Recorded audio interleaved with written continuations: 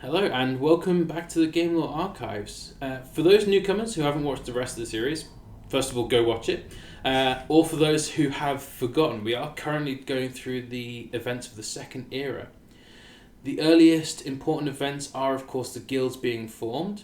Last episode we discussed the Mages Guild, so today we move on to the Fighters Guild.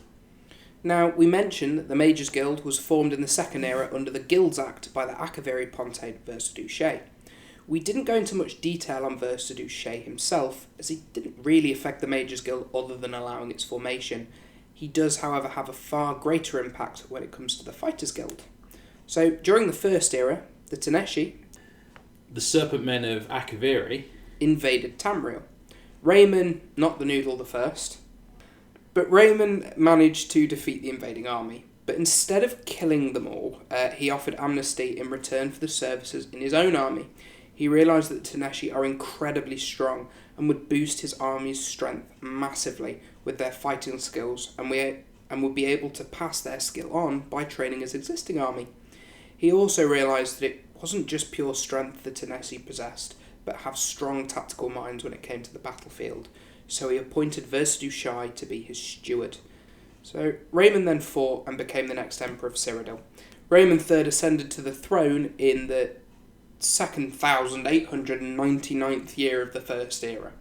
As the First Era was insanely long, hence why the First Era episode is half an hour or something. Yeah. But then he was assassinated by the Morag Tong in the 2,920th year of the First Era. And all these years later, Versailles had remained the Raymond family steward. Which just shows how long the CSE's lifespan is. The same year that Raymond III was killed, Versailles declared himself the potentate, meaning acting ruler. Many people believed that Versailles had planned the assassination himself, so he could take charge of the mighty emperor, now stronger than ever with his brethren's training. It's something that we'll unfortunately never actually know for sure. And his first act as Pontent was to end the First Era. So the people of the Empire were unhappy with CSE ruling over them, so it began a huge rebellion. They challenged his rulership, refusing to grant his army safe passage or pay taxes to him. To quell, the Pontenate declared martial law. For those that don't know, although I'm sure many of you do, martial law means that all the normal laws are suspended and the military force takes over. The military are free to kill civilians who break the law.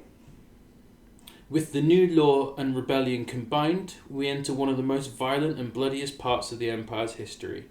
Versailles was determined to crush his opposition.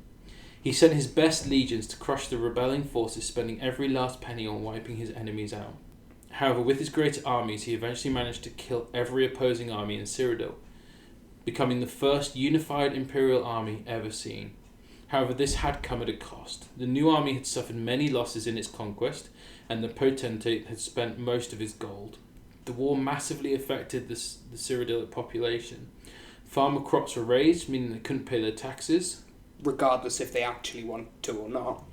And they found themselves victims of criminals more and more. Crime rates skyrocketed, preying upon the land which had no local guards or militia as they had all gone to war. The small amount of troops that were left were no match for the growing underworld. Versailles knew this was happening, however has no way of stopping it unless he wanted to lose the continuous civil war. Luckily for the Pontate, in the Second Era, year 320, a local CSE named Diniera Vez, nicknamed the Iron, had come up with a solution. He presented himself and a host of his companions and suggested they started an order of warriors for hire. People in need could hire them for protection in lieu of the military, and a percentage of the fee would go directly to the Potentate, so he could recoup some of the losses for the lack of tax. The Potentate approved and named the order the Sifim, due to the Sifim being CSE word for soldier, and also stupidly hard to say as well. So, Daenerys Vez initially believed that every member of the order should be a Teneshi, as he knew them and their capabilities well and trusted them completely. However, the plan soon fell apart. While the Sifim established themselves quickly throughout the towns of Cyrodiil, they didn't have enough troops to solve every problem, however good the troops were, and particularly while combating such a high criminal rate. The Taneshi also failed to understand the politics of the region they were defending and did not know the geography of the land. Daenerys Vez quickly realised that local warriors were needed, and so hired the first non-Akaviri members, a warrior sorceress, a knight, and a rogue, all three Nords. The Nordic Knight swiftly became one of the most invaluable members of the Order. Where most weapons from Akaviri understood weaponry, they didn't really wear armour, and so knew nothing about it. The Knight was also a very good armoursmith, and he explained the weak points in all enemy armours and where the best strike was at various different armour types. And with this knowledge, they started winning against the criminals of Tamriel, regardless of how outnumbered they were. It's become an on-running joke that if the Akaviri had employed a Nord armour in the First Era, they would have defeated Raymond I. So the success of these Nords led to the Sifim allowing more local fighters into its ranks, and within 1 year of the Order's founding, they were well established and respected throughout the Empire. The Sifim's ranks swelled, with people looking for adventure or just desperate of money to get out of the poverty that the recent situation had basically landed them in. And the Sifim accepted them all, no longer turning people away, trained them to the full extent, and put them to work defending their fellow townsfolk. This growth possibly saved the world, as again it was the fighters and the mages guilds who largely fought off the Dark Anchors, which appeared in the Second Era. The Sifim's early success is what inspired the Potentate to start the Guilds Act, an act that allowed other organisations to be formed for the good of the many. The Mages Guild had already been formed at this stage, however was greatly untrusted. The Act sanctioned the Mages Guild actions along with many other guilds, most never mentioned in the game, such as the Cooks Guild, Prostitutes Guild, the Healers Guild, and so on.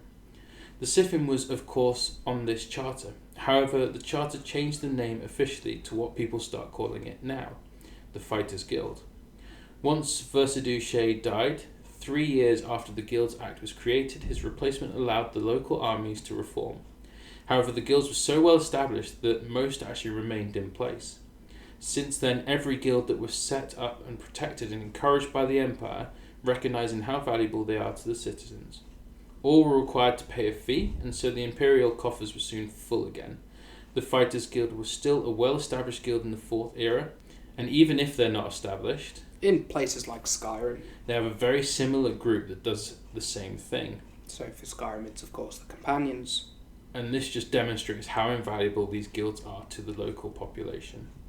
And this largely brings us up to date with the Fighters Guild, with the most recent big trouble that they had overcoming was in the Oblivion game and a short rivalry with the Blackwood Company. Blackwood Company were trying to compete with the Fighters Guild in mainland Cyrodiil and making their fighters stronger by butchering a history and making potions from its sap.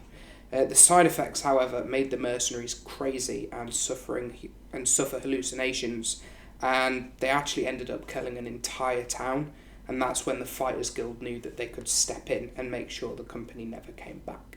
So thanks again for watching the Game Lore Archives. One thing that we were wondering is we never found any substantial evidence to support that it was the Caesi that killed the Empire. So what do you guys think? Was it just circumstantial evidence, or do you think there's some source out there or something that confirms it was them? If so, pop it in the comments below and we'll obviously have a read and have a bit of a chat about it. Don't forget to subscribe so that you're notified the second a new lore video is out. And if you want to see the channel grow, please check out our Patreon page. That's the one. See you next week. Bye.